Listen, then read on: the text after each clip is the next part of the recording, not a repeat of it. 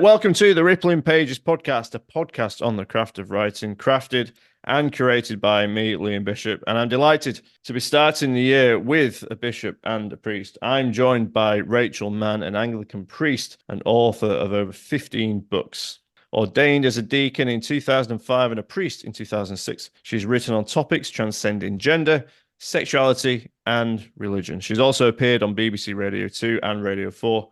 And her debut collection of poetry, Kingdom of Love, was published by Carcanet in 2019. It's a collection that I loved. I wrote a review about it. And it was an exploration of design, devotion, and why, in Rachel's words, God is a problem for language. Her second collection addresses similar themes. This time, in Eleanor Among the Saints, Rachel has decided to focus on the life of Eleanor John Rykener, a seamstress, embroiderer, and sex worker who lived during the 14th century. Rykener is potentially also an example of a trans person living in medieval England. Rykener's history is contentious, but Rachel explored Rykener's story, the temptation to mythologize, and the significance of Rykener's story today. Andrew Macmillan said of the collection, nobody else could have written this. Poems formed in the space where divinity, the body, trans identity, and history fall together. A singular, sensational collection. Rachel, I'm absolutely delighted to have you here. Thank you very much for joining me on the Rippling Pages.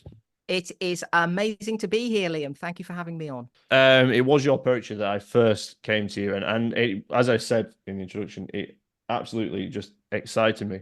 So I had to get you on the podcast. I am super happy to have you here. We've got a very small introduction there to Rykener, but let's start by talking about who Eleanor John Rykener is, or maybe this is a question about who Eleanor John Rykener isn't. She's had this most remarkable afterlife as a result of queer medieval studies, which, a lot of people think medieval studies is incredibly stuffy.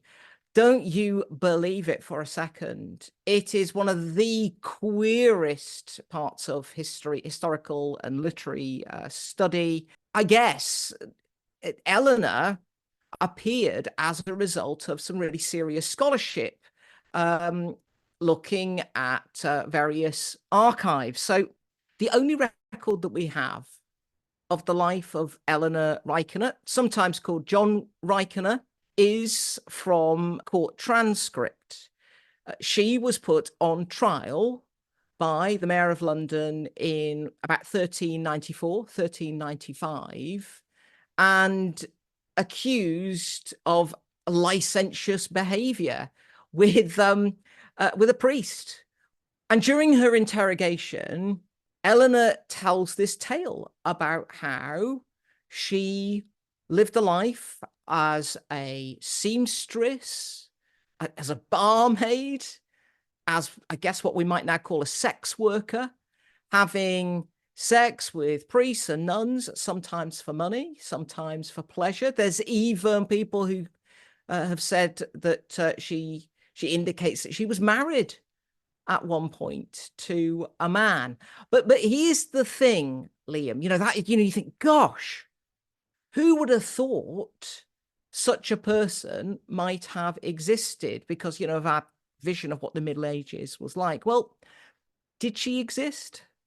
I think that's one of the questions for scholars who perhaps have a better grasp on this stuff than I, because for some queer medieval scholars, she is an example of a trans woman living in medieval London.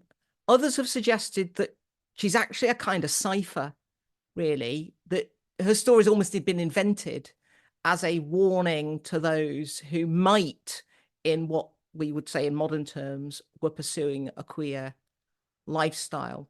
For me as a poet, it matters, it matters to me that there's this kind of, history, and as a poet and as a trans woman, it matters to me that you can find trans figures throughout history, but also I'm there thinking, well, gosh, does it really matter whether she actually existed or not? That Eleanor is recorded on a page means that she has an existence. Why was it the medium of poetry that appealed to you for Eleanor's story? Well, in one sense, I think that there's something really, really powerful about the notion that this trans woman, this trans figure, was a seamstress and an embroiderer. And I think poets are embroiderers with words. We are We're people who are involved in the work of assemblage. We look at how we can stitch words together, and I think there's something very particularly interesting about that.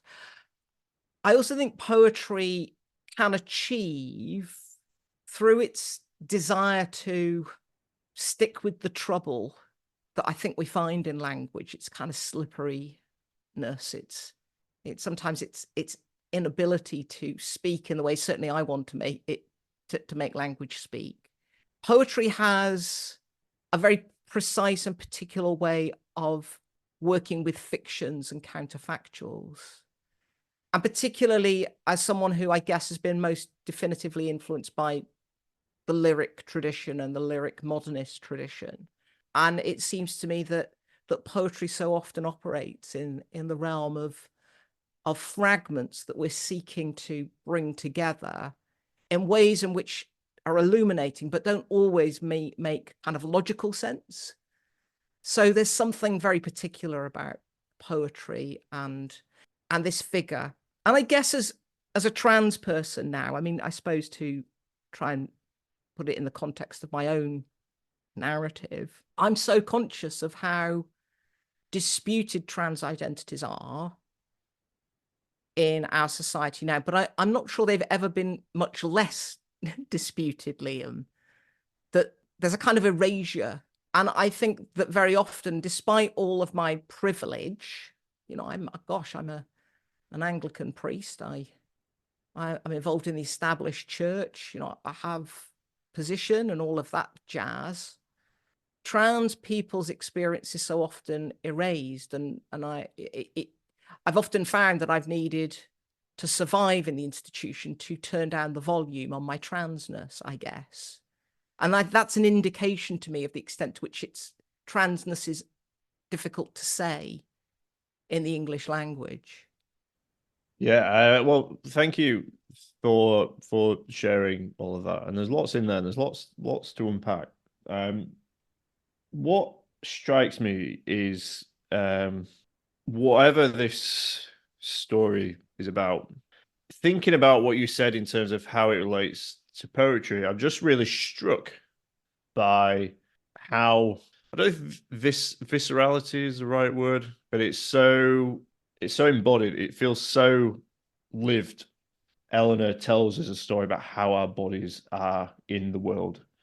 Well, it's about being in the world in one sense, and I mean, I know that's a pretty grand and dramatic statement. But I'm really pleased, and I was very pleased in your review that you kind of picked up on in your review of A Kingdom of Love, that you picked up on the importance of bodies to me, but also how there is this challenge to reckon with bodies. And as a person of faith, and specifically as a Christian person of faith, the body really matters to me. I mean, Sunday by Sunday, when I break bread and share wine, I'm, you know, then giving to the faithful, I say the body of Christ.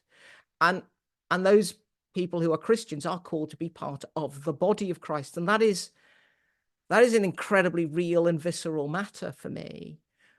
But I guess as someone who's had to negotiate the messiness of my own body, and that's not merely to do with my transness, although I want to underestimate that. The fact that I live a disabled, chronically ill body as well, in which I've had half of my bowels removed, and I'm just very close to the mess of my body and its limitations, its bleeding and its, you know, its mess. And that for me is utterly fascinating. I mean, not in some sort of a sensationalist way, but there I am. I want to say, what does this gesture towards? What does this indicate? What's the inflection points here in what it means to be a body in the world, and to be a trans body or a queer body or a disabled body. And I have always been both mesmerized, moved, and inspired by the notion that, as it says at the start of John's Gospel, in the beginning was the Word, and the Word was with God. The Word was God, and the Word was with God, and the Word is God. And then the end of that passage says, and the Word became flesh and dwelt among us. And so there is a materiality as well to the Word, but also to words. And it's about, there's some sort of strange, mysterious dynamic and interchange and truth to be found in dwelling in the Word and in flesh. And it's really hard to articulate. Gilles Deleuze, the great French theorist, said in his essay on Spinoza, we do not know what bodies can do. And what I think he was gesturing at is that we so often want to parcel up bodies in particular ways. We make them instrumentalized. They are cogs in machines, they are functions. And our capitalist postmodern society tends to do that. We have our role and our function, and our bodies get reduced to that. Whereas constantly, I think bodies are trying to break free of stuff. And I want to articulate that in some of my poetry. A fantastic gospel to Deleuze. This is why I find you incredibly fascinating, Rachel. How does Eleanor's story sit within the church? Do you think, what are the kind of lessons that Eleanor's story, perhaps your collection, teaches us about faith, but what does it teach us about society as well? Are they the same? Are they different? Are they antagonizing? Well, I think it is fair to say that I am only too aware that this collection, because it foregrounds someone who was put on trial for prostitution, which was criminalized in London. It was not criminalized in Southwark, south of the river, but it was criminalized in London. That there will be some religious people who might say, well, this is outrageous, and how could a person of faith, and a priest in particular, want to give Eleanor any kind of dignity?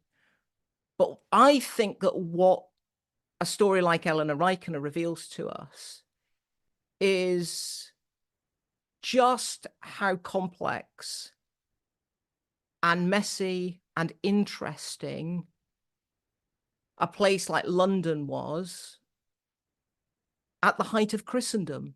At the height, this is one of these high watermarks for Christianity. There are people who have been saying, Christianity has been in retreat in Europe ever since the Middle Ages.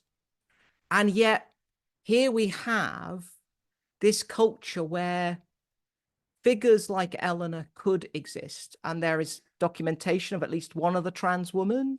She's mentioned in the collection, Rolandina Ronchai, a Venetian trans woman.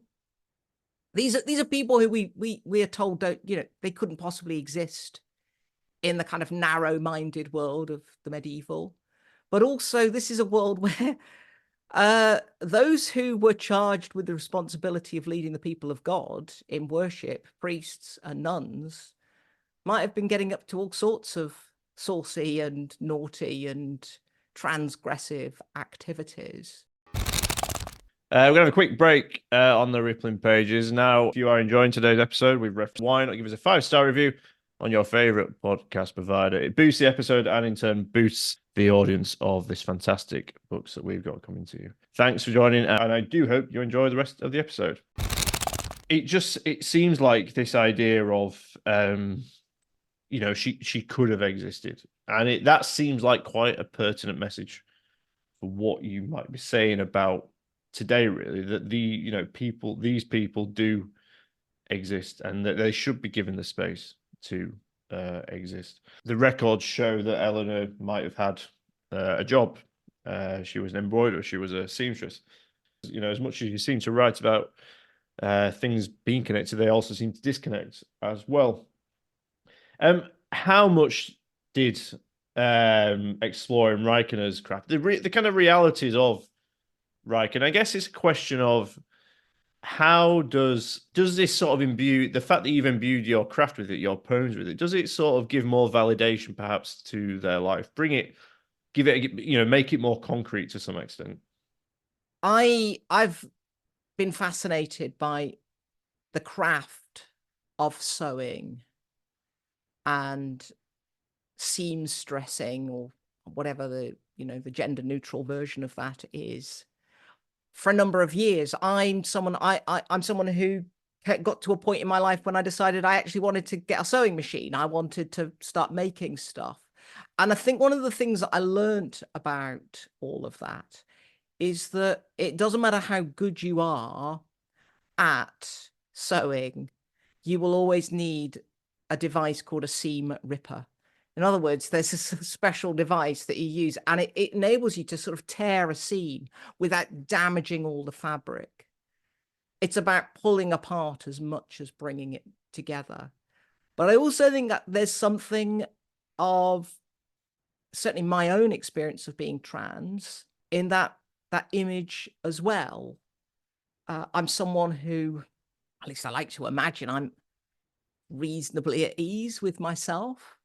But there are so often these kind of eruptions and interruptions that happen, particularly, dare I say it, since 2016. I mean, I don't know what happened in 2016. Something happened in 2016. And that led to this upsurge of negativity, I guess, about trans identity, and a heightened sense of culture war and division on social media. And as someone who is, I suppose, reasonably high profile as a trans person, I've had my fair pile of rubbish directed my way, and I'm robust, and I'm, these things, one way of putting it is to say, when people come at me, I want to say, well, no, this is a you problem. That's a you problem, not a me problem. But these things still have an impact because we're flesh and blood and bone, and we're sensitive human beings. I can't know her experience. Of course I can't. I can't know what it would be like to be a medieval, I mean, as the phrase has it, that some scholars have used, transgender-like person would have been. I can't, except that clearly, because she was put on trial, there are going to be these assaults on who she is, this interrogation, and that's a tearing as well. But I'm very clear I'm a crafter. I'm someone who's putting things together often. Occasionally, something will come out pretty much fully formed as a poem or a sequence.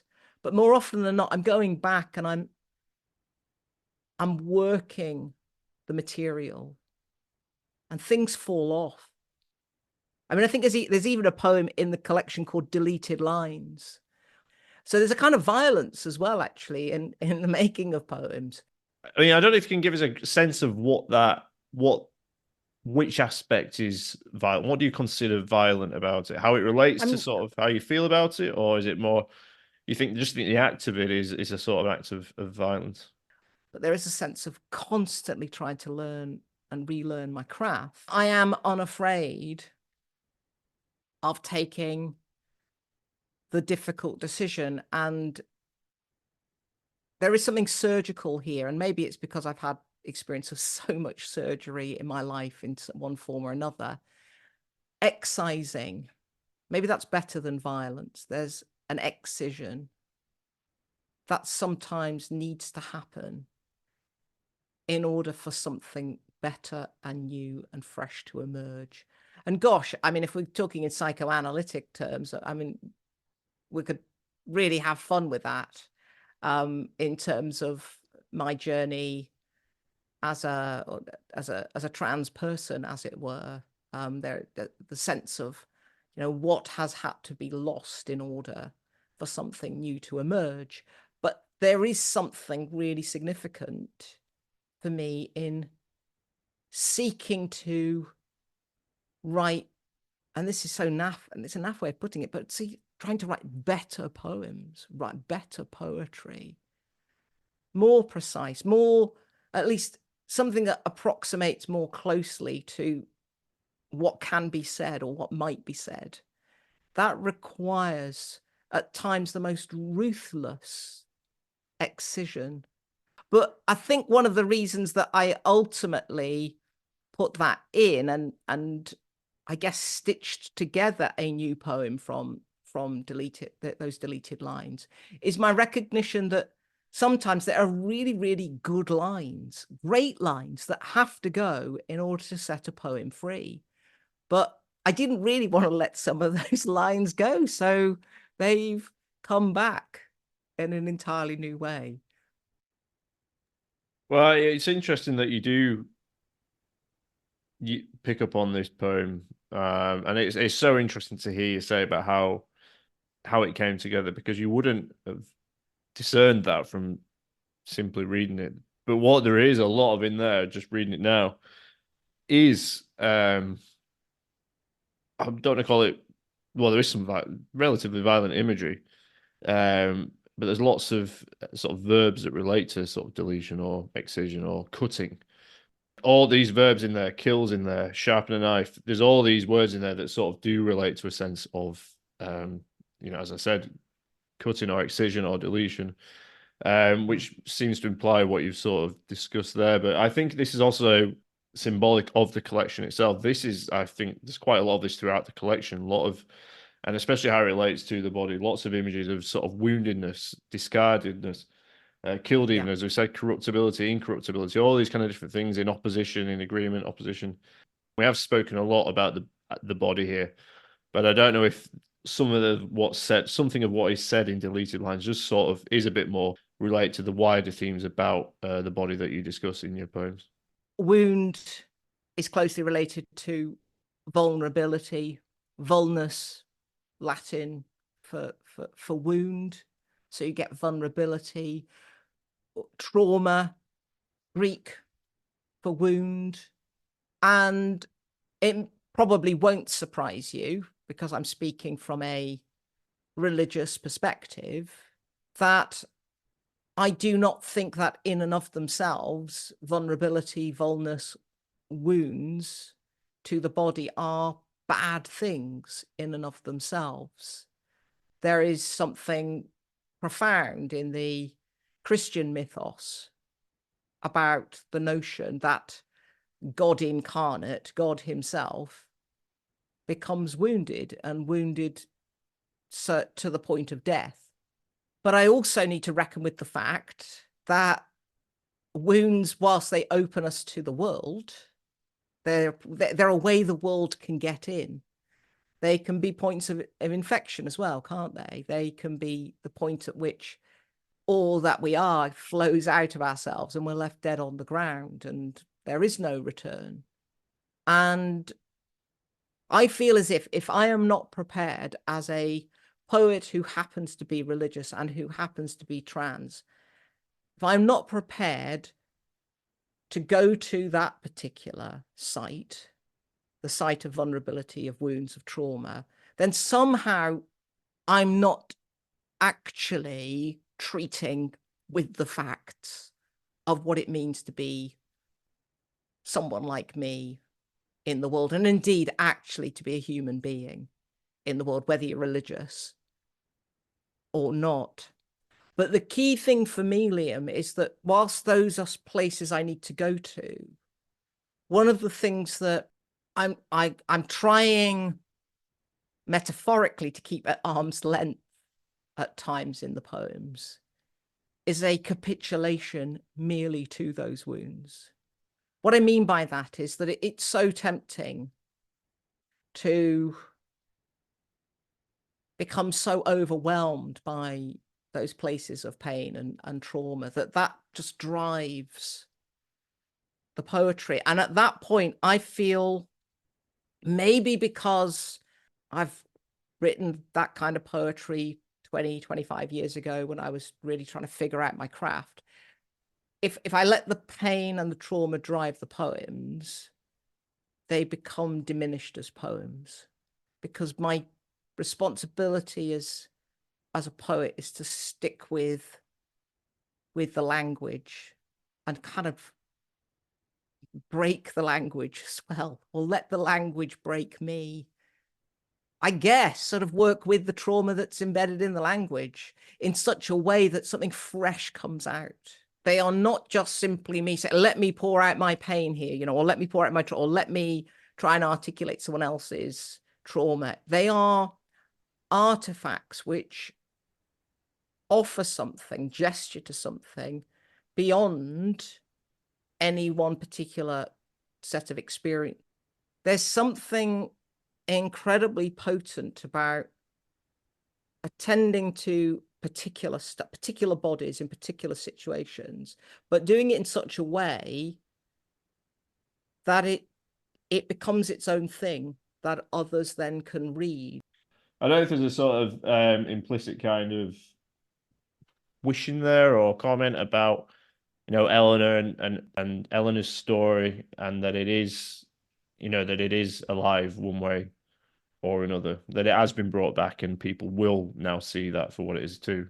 I hope so in one sense. I mean, it's not, you know, I do worry that I also do a disservice to Eleanor as well. I think that's a reasonable anxiety of any writer, that I might wish to say, oh, look, I'm bringing into a new context, into poetry, the story of this extraordinary, submerged, interesting human being. And look, isn't that great? But I also worry that, I mean, let's use the V word again, that there is a violence that can be done to said person as well, because I am placing Eleanor in a whole set of contexts which are, they're counterfactuals.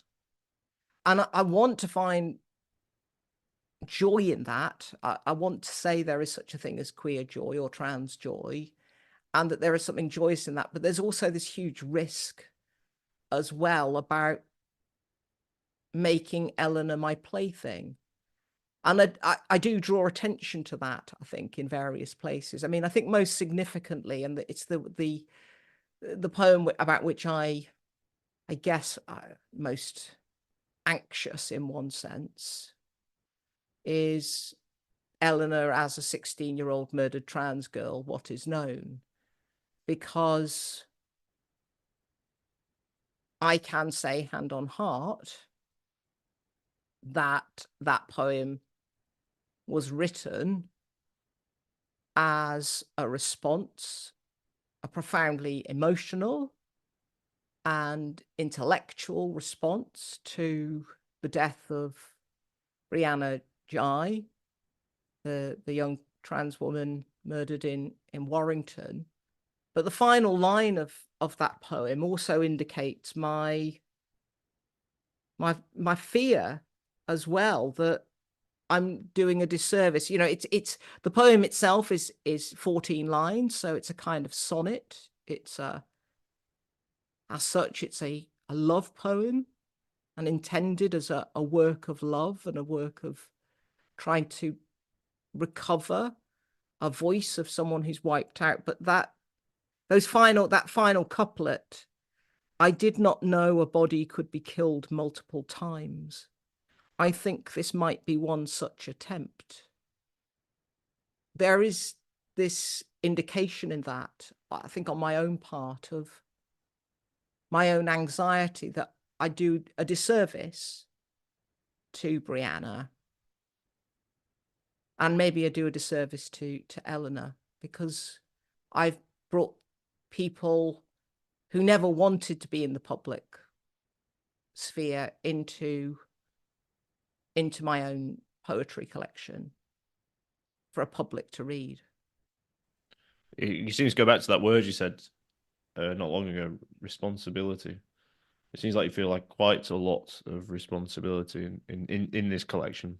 That's really interesting, and you can hear in my reaction that I think you have identified something there, Liam, which perhaps I hadn't really foregrounded previously. I have no interest in being some sort of representative person, and love, I love writing and thinking. Wanted to get on and be a priest in the Church of England. But I'm also aware that because I am a member of a particular minority who perhaps having a bit of a rough time as well, that I can't just be me sometimes. There are contexts in which I can't just be me. So there are times, to give you an example, there'll be situations in the church whereby I can walk into a room and I could say, well, yes, here I am. I'm Rachel. I'm me. But I'm also, oh, here comes a trans woman who certain people will say, oh, she will then represent a particular group. And I don't represent any particular group. If you've met one trans person, you've met one trans person. But that does still, I'm going to be naive if I don't accept that at this particular moment, this cultural moment, things feel really fraught for trans people. And I'm edging ever more towards being a trans elder. Maybe I am a trans, someone once asked me, are you a trans elder? And maybe I am, I'm in my mid-50s. I transitioned a long, long time ago. And I have a lot of privilege and relative power and authority. And I feel a kind of responsibility at times to do things well. And that actually can be quite debilitating, as well as a poet, particularly, because I want to try and write some good poems. But I also think, oh gosh, this is not an easy time to be trans. And I don't want to make anything worse. I mean, I don't want to make things worse for me in a very selfish way, but I don't want to make things any worse for anyone else. I want to be someone who opens up space. Being able to speak to you about your poetry, but also just to hear, even though I know you said you don't want to be sort of, you are not this person or pinned into that group, but it's interesting to hear your views. Eleanor Among the Saints, PBS, Poetry Book Society recommendation. It's out on the 24th of January. As you can probably tell, I love it. I've enjoyed speaking to you about it. It's released, as you said, by Carcanet. But for now, Rachel, I want to thank you very much for joining me on the podcast. Thank you so much for having me on, Liam. It has been fantastic.